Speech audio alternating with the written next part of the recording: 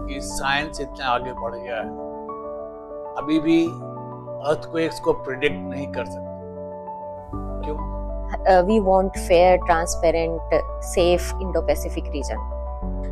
What are the reason behind such statements?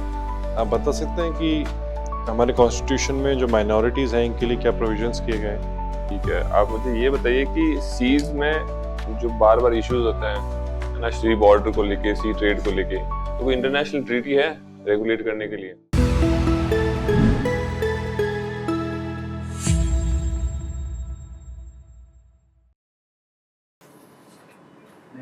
Please come in.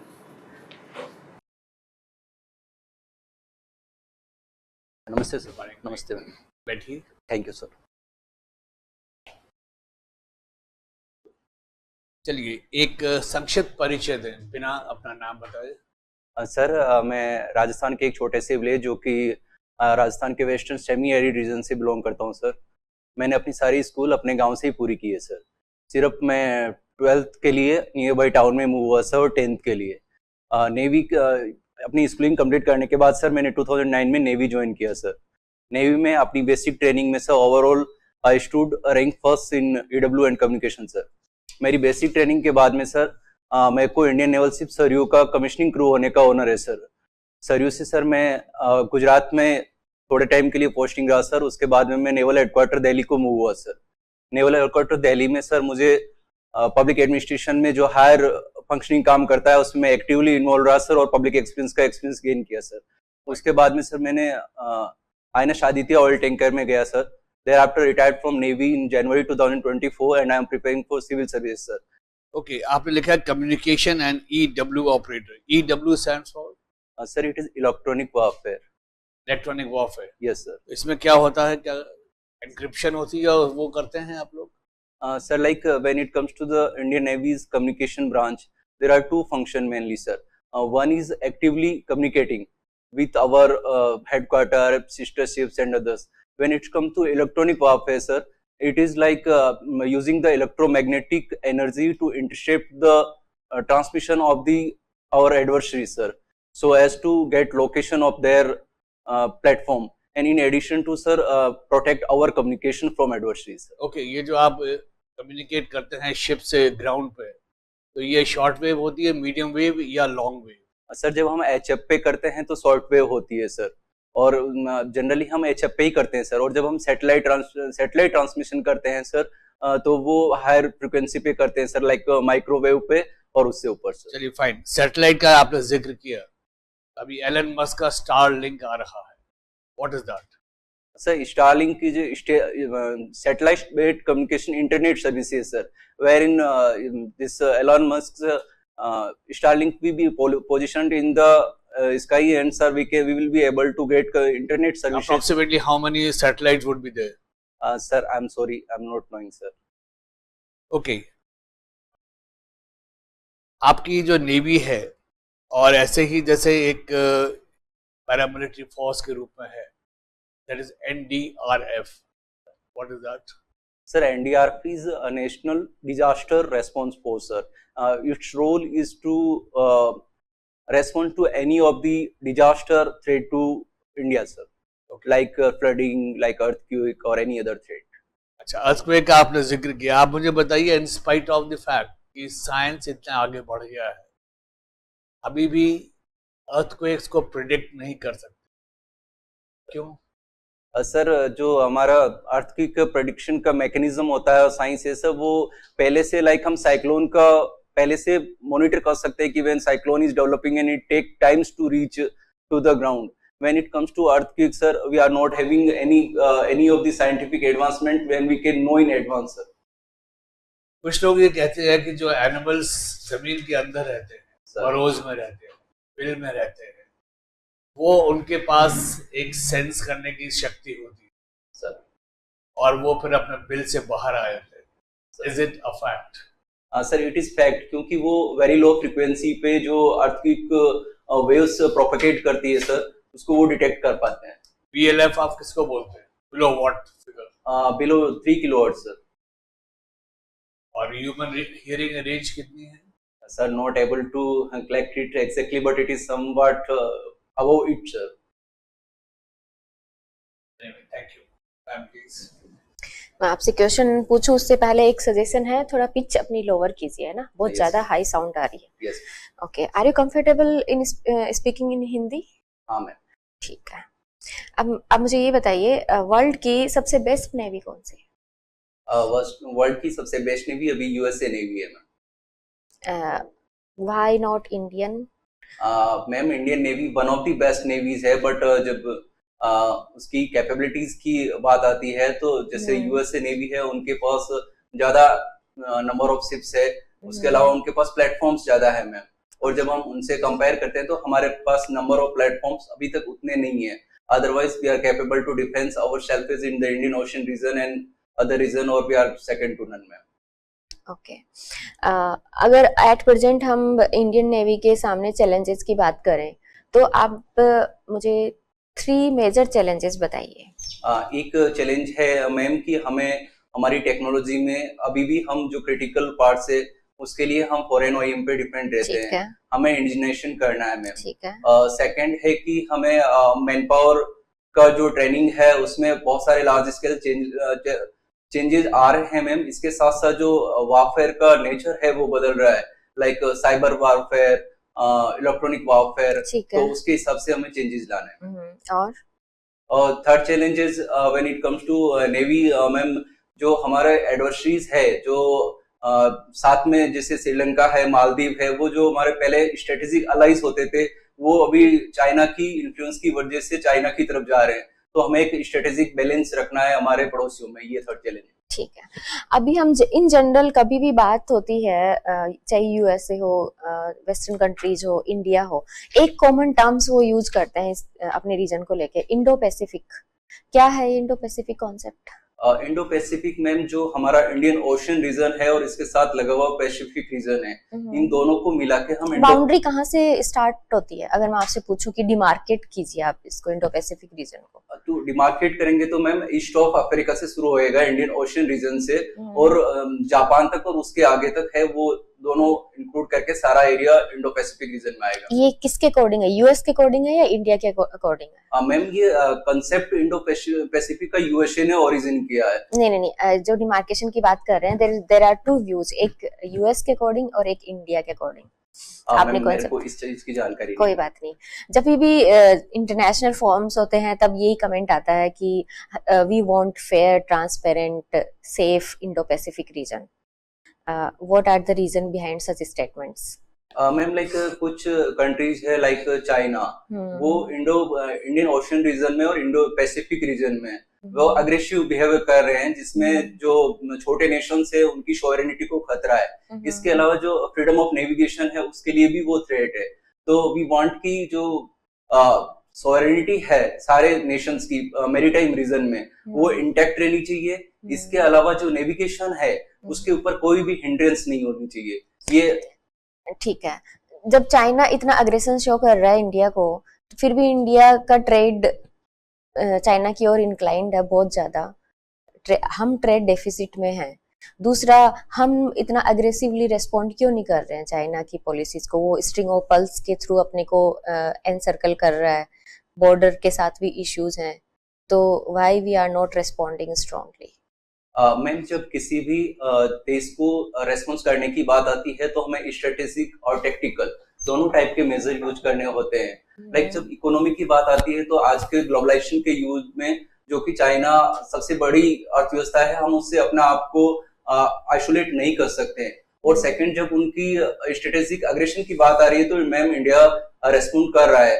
Like उन्होंने pulse of string है तो हम garland of diamond हमारी policy है, जिससे हम हमारे पड़ोसी देशों के साथ स्ट्रेटेजिक अलायंस बना रहे हैं। हम यूएसए के साथ अलायंस बना रहे हैं ताकि हमारी सॉवरेनिटी को हम डिफेंड कर सके। आपने इंडियन नेवी में काफी लंबी सर्विस दी है, आदित्य ऑयल टैंकर में भी आपने अपनी सर्विसेज दी है। क्या होता है यार ऑयल टैंकर का, क्या यूज है? सर ऑयल टैंकर का बेसिकली फ्लीट सपोर्ट शिप है। जब भी हमारी नेवी की फ्लीट बाहर रहती है या फिर शिप जो बहुत हमारे पोर्ट से दूर रहते हैं तो उनको ऑयल और लॉजिस्टिक प्रोवाइड करना ऑयल टैंकर का काम है। तो ये इन मिड ओशन में रिफ्यूलिंग और सब कर सकता है? Yes sir. ठीक है। ऑयल से एक और टर्म यूज होती है बार बार, स्ट्रेटेजिक ऑयल रिजर्व्स, सर। सुना है आपने? Yes sir. क्या होता है ये? स्ट्रेटेजिक ऑयल रिजर्व होता है कि सर अगर कोई भी हमारे देश में इमरजेंसी आ जाएगी तो उस टाइम पे हमें ऑयल का, क्रूड ऑयल के कुछ रिजर्व है जो हमें रखना है, ताकि लाइक हमारे पास 120 दिन तक का स्ट्रेटेजिक ऑयल रिजर्व में हमने ऑयल को स्टोर कर रखा है, तो उस रेस्पॉन्स से हम निपट सके और हमें की एनर्जी की सिक्योरिटी की थ्रेट ना आए। कहाँ कहाँ पे है इंडिया में situated? Sir one is near to Mysore sir, another is in Odisha sir, but exact location I am not able to find sir. चलिए ठीक है। आप नेवी में आपने काम किया, डिफेंस सर्विसेज में बार बार देखते हैं इंडिया यूरोप से कुछ परचेज कर रहा है, कुछ इजराइल से परचेज कर रहा है, कुछ यूएसए से कर रहा है, तो हम अपने डिफेंस के लिए इतना डिपेंडेंट है फॉरेन है ना नेशंस पे, और अभी वर्ल्ड ऑर्डर इतना डिस्टर्ब्ड है, तो अगर हमारे कल कोई जरूरत होती है और वर्ल्ड ऑर्डर हमें मना कर देता है वर्ल्ड के अदर नेशंस, हम तो डिफेंसलेस हो जाएंगे। What is your view on this? Sir ऐसा नहीं है कि हम डिफेंसलेस हो जाएंगे, हम ऑल्दो अभी भी फॉरेन नेशंस पे डिपेंडेंट है, पर हमारी डिपेंडेंस रिड्यूस हो रही है सर।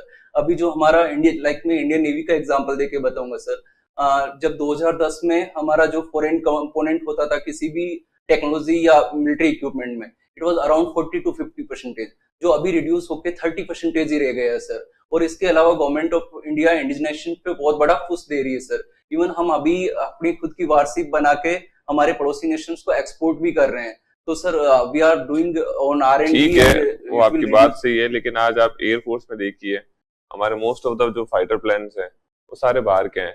आप कॉर्वेट्स देखिए नेवी के, फ्रिगेट्स देखिए ना। अब हम तो लिमिटेड, अब 10% इंडिजिनेशन हुआ है, तो अभी तो we are still 50-60 years behind the world global race for arms.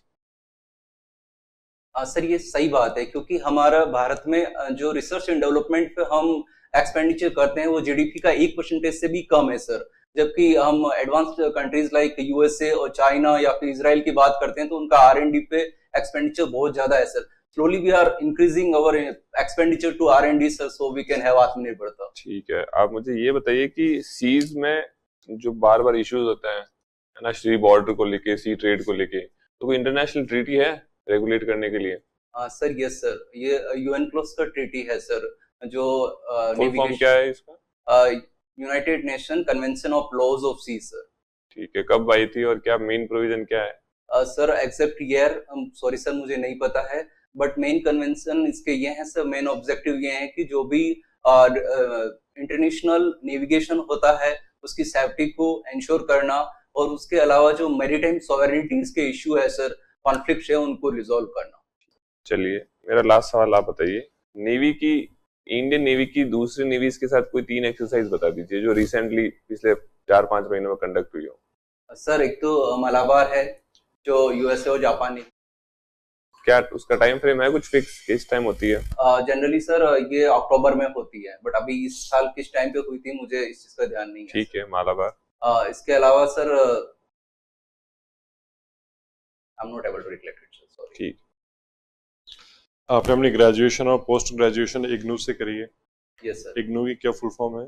Sir Indira Gandhi national open university. अच्छा, इंदिरा गांधी जी ने इमरजेंसी लगाई 1975 में, उसी दौरान वो 42nd अमेंडमेंट भी लेके आए। Yes sir.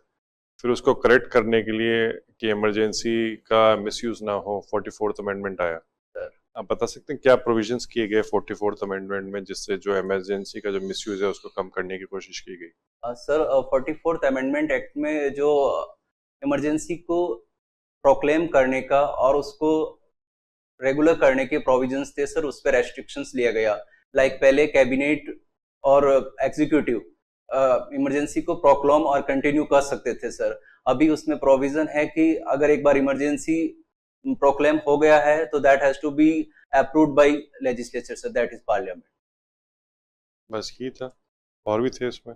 सर मैं अभी इतना ही रिकलेक्ट कर पा रहा हूँ। अच्छा ठीक है, आप बता सकते हैं कि हमारे कॉन्स्टिट्यूशन में जो माइनॉरिटीज हैं इनके लिए क्या प्रोविजंस किए गए हैं?